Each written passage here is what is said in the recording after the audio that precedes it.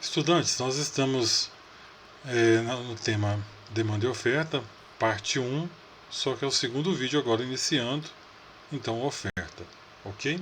A oferta é a quantidade oferecida de um bem ou serviço por seus vendedores e produtores. Então, a partir de agora, nós temos que olhar com a visão de quem produz e de quem vende, para poder entender essa parte da matéria.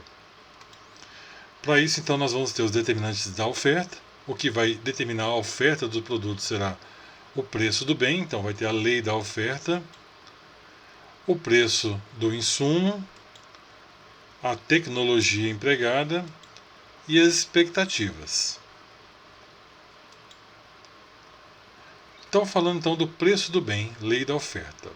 Tudo mais mantido constante, ceteris paribus, que é a regra da economia para a gente conseguir analisar, né? Tudo mais constante, senão a gente não consegue analisar todas as variáveis ao mesmo tempo, a gente tem que considerar todas como constante, avaliando só as variáveis, no caso, preço e oferta. Tudo mais constante, quando o preço aumenta, a quantidade oferecida do bem ou serviço também aumenta. Por que isso acontece? Porque o produtor vai se interessar em vender mais, já que o preço está aumentando.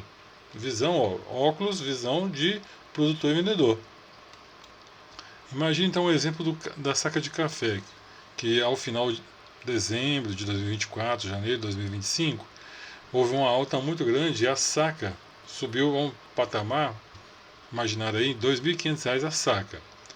Tinha subido talvez de R$ 1.700 para R$ 2.500. Quem produz café, então, o que acontece? O preço aumenta, a quantidade oferecida do bem, se possível, vai ofertar e vender o máximo possível, porque o preço está lá em cima. Sobre a questão do outro fator determinante da oferta, o insumo. Se uma safra de soja é recorde de produtividade, o valor gasto com insumos serão menores por cada saca de grão, pois, se eu tenho uma safra recorde, eu tenho uma produção muito alta para pagar aqueles insumos que foram necessários. Por outro lado, se não foi uma safra recorde, mas recuou, foi uma questão, na verdade, de quebra de safra e por motivo de excesso de chuva ou seca e a produtividade foi bem baixa, aí vai ser o contrário. Os gastos do insumo vão representar uma parcela muito maior de cada saca de grão que está sendo produzido. Então, o insumo vai comer grande parte do ganho em cada saca do produtor rural. Em termos de tecnologia, vamos colocar o exemplo de um equipamento gráfico. E, ao reduzir os custos de produção em uma empresa, os avanços tecnológicos tendem a aumentar a quantidade oferecida de um bem ou serviço.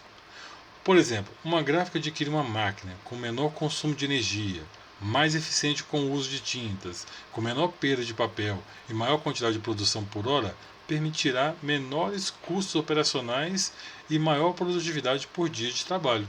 Então a tecnologia permite vários ganhos como esses aí. As expectativas. Se a empresa tem expectativa de que haverá um aumento no preço de um bem ou serviço no futuro próximo, ela poderá estocar parte da sua produção presente no intuito de vendê-la no futuro. Olha o exemplo.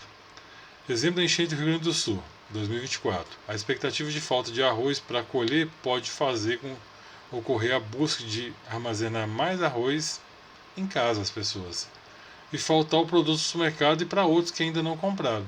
E isso vai aumentar o preço do produto. Quer dizer, a pessoa faz o mal para ela mesma. Ela vai lá, compra um arroz em excesso, algumas pessoas ficam sem, a procura aumenta, e aí quem está demandando fala, vou vender com preço maior.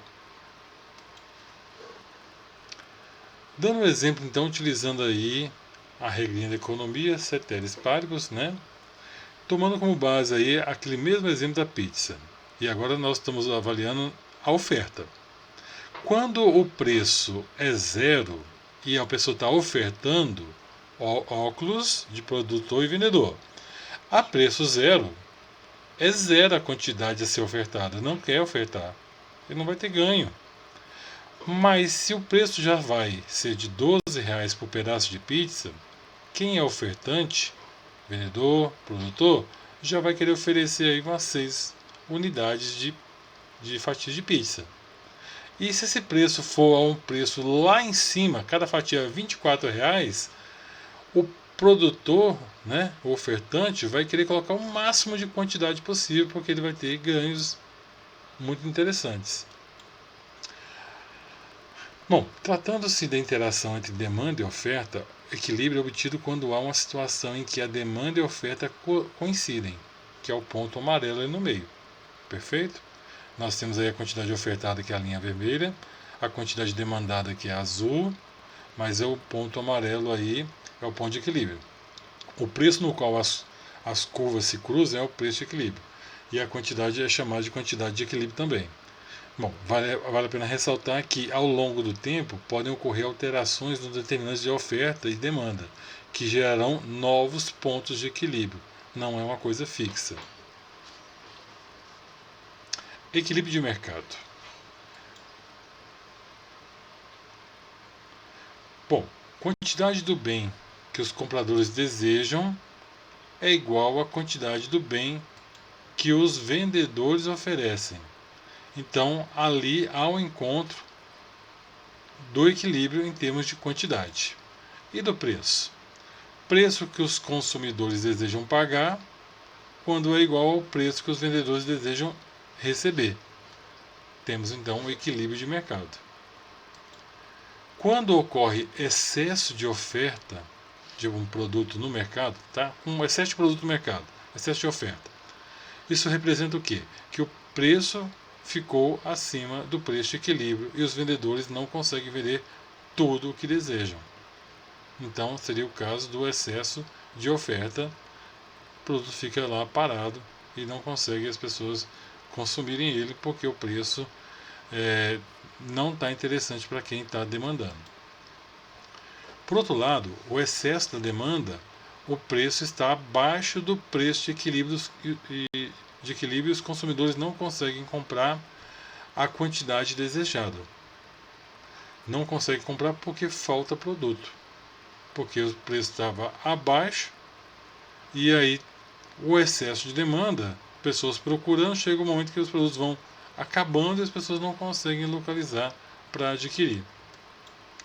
Então, a dinâmica de mercado ocorre. Nós temos um momento de equilíbrio entre demanda e oferta. Só que os preços aumentam. Para quem é interessante? Para o ofertante, vendedor, produtor. Aí ele quer colocar um monte, ofertar um monte, só que a demanda vai cair. Reduziu a demanda lá, porque preço alto vai assustar um pouco os demandantes, né, os compradores. No próximo momento, os preços vão ter que cair. E aí os demandantes, os compradores voltam a comprar e querem comprar bastante, mas quem é ofertante não está muito interessado porque o preço está muito baixo, talvez.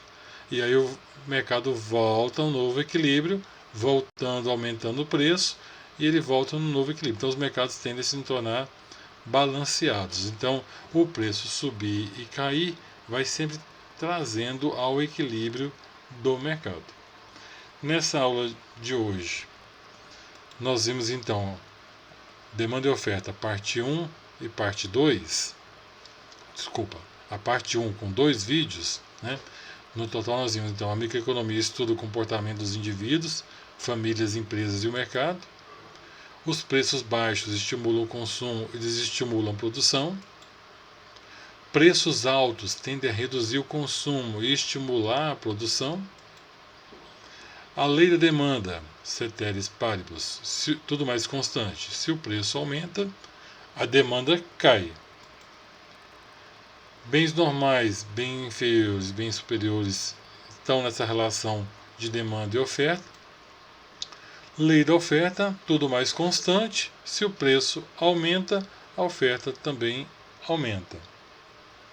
Pois bem, chegamos então ao fim da parte 1, demanda e oferta, o vídeo 2. Agradeço vocês acompanharem até aqui.